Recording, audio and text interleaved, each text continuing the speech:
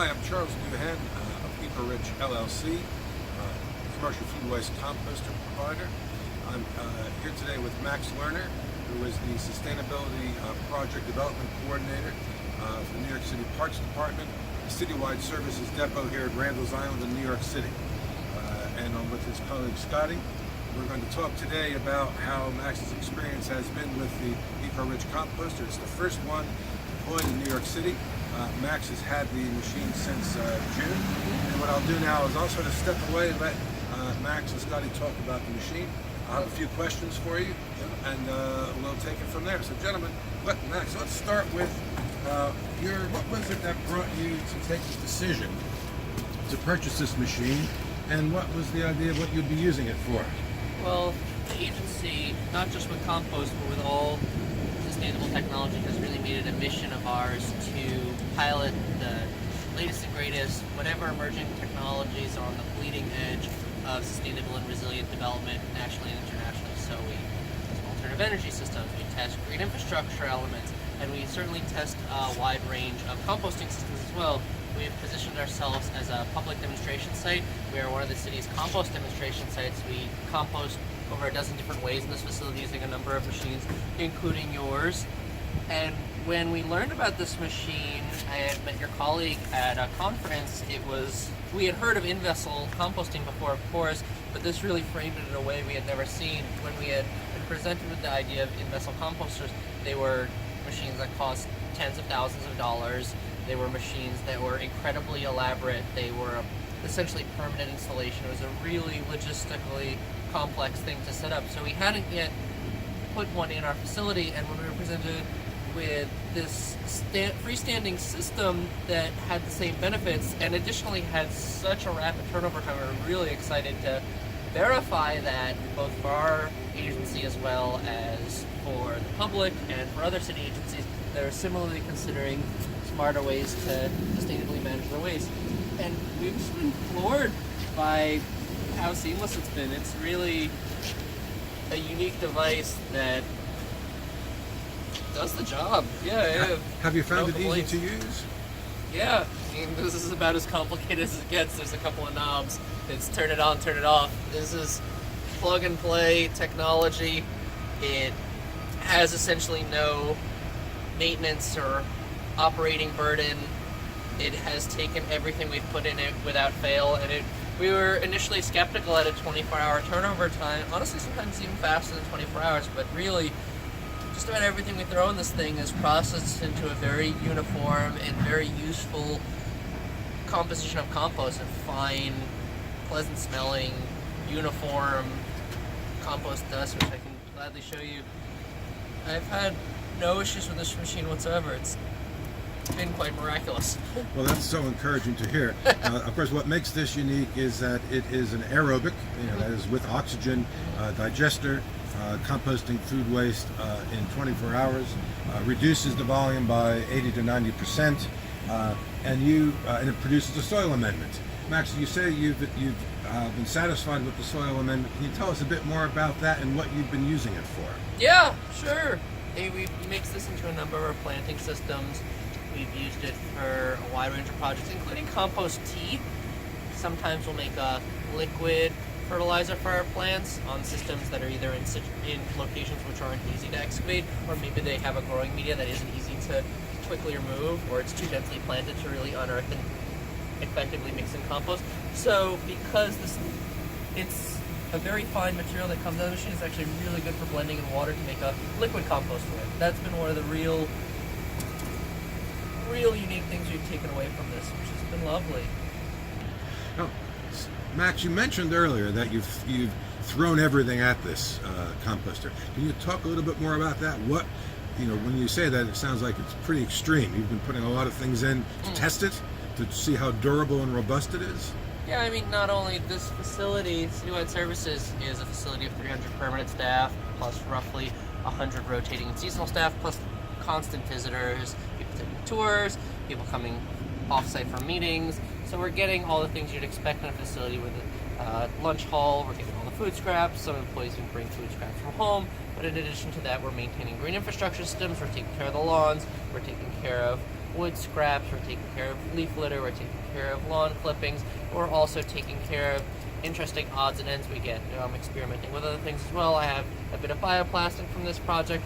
I'll try it out in there. We have some larger chip of wood, maybe a branch fell somewhere, we'll try that out. We're removing natives from our system as we winterize. We'll put whole plants in there. We've really done the full gamut of whatever this machine can take, because we were really curious.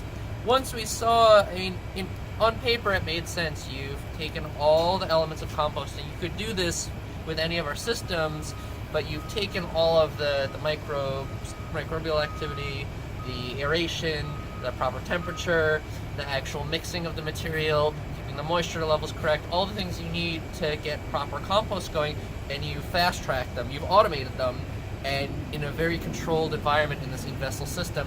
So it just works so fast. And we were curious to see, like, all right, you have the perfect storm for composting.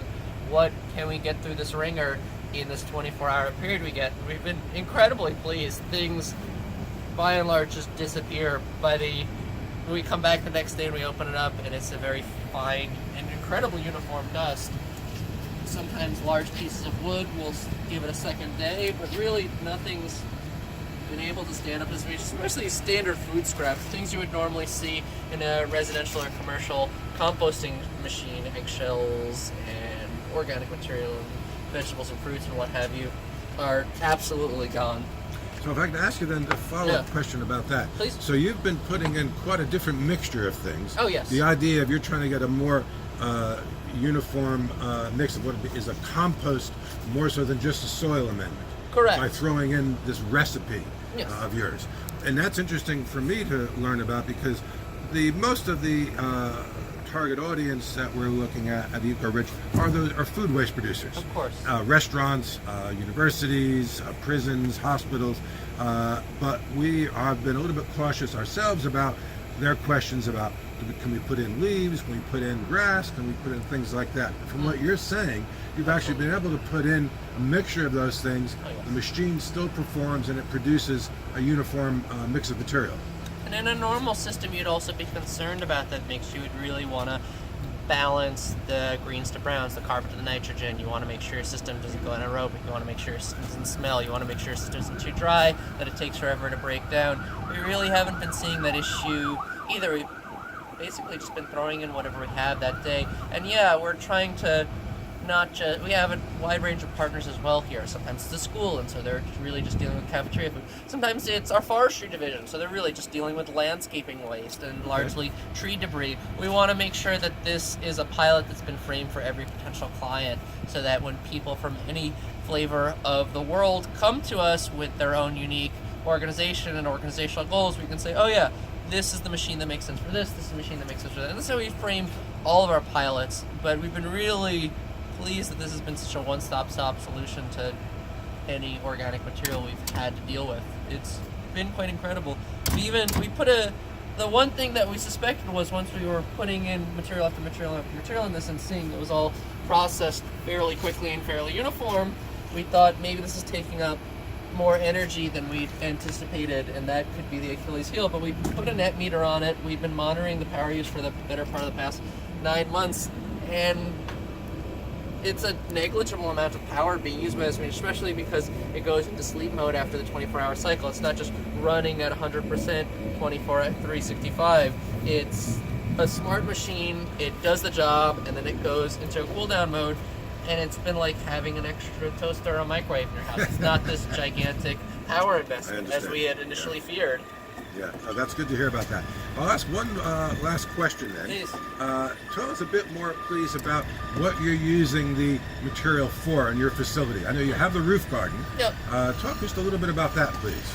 We have our roof garden here, our facility. In addition to demonstrating every composting system that we've found, we also demonstrate every type of green roof we've seen on the market. So we have over 3 dozen different types of green roofs on top of the same building, which is unheard of worldwide. So we also similarly want to demonstrate that. So we have a number of native and non-native and extensive and extensive and ornamental and edible beds of all different sizes and scales upstairs on our facility that we top dress with compost, or we add compost tea too that's been made with the material that comes out of this, as well as just general groundskeeping here. We have several lawns and several tree pits that we're taking care of, and sometimes staff take compost home or to their desk for their own desk side plants. It's had a really wide application, and we speak, as I mentioned before, we have lots of horticultural divisions within our agency, like forestry and just general groundskeepers, and we want to make sure that they're educated on all the different amendments on the market and all different techniques. So we're always trying to see, well, are we using biochar? What are we enriching our biochar with? Are we using different types of compost? Which ones blend into soil better? Which ones blend into biochar better? So we're giving them these tools as we produce them so that they can also experiment in grander, scaled up use across the city. The citywide tree pits, in citywide forestry, citywide horticulture, citywide natural areas. Yeah. It's a great place. Our facility really stands as a testing ground for all the different things out there, and what we do is we put it on this public platform not only so the agency can learn, but so that the agency can really actively consider, well, we have dozens and dozens, hundreds of more sites. Does it make sense to scale this beyond our borders? And we feel that it does. It's a very effective machine. It's a relatively low cost to invest in one of these units. It's really not an issue of maintenance and upkeep. The machine takes care of itself. It's been a very seamless device to work with. We've been incredibly pleased. My team's a huge proponent for this machine. That's fantastic to hear. Max, could you just show us some of the just maybe open up the hatch? Yeah. And you mentioned that you've been giving this material to some of your colleagues to use in their potted plants. Yeah. Have you had any feedback from them? I mean, generally they say everything's okay using it that way? Yeah. We haven't had any negative feedback. You can see it's finer than, and you can see a lot of it's almost a dust. It's an incredibly fine and relatively uniform compost, so it works really well for compost tea. Colleagues have liked that, but they've also, it's very easy to blend into loose soil if you have to. You really don't have to do a lot of work to dig into it. Yeah, I've had nothing but rave reviews about using this material.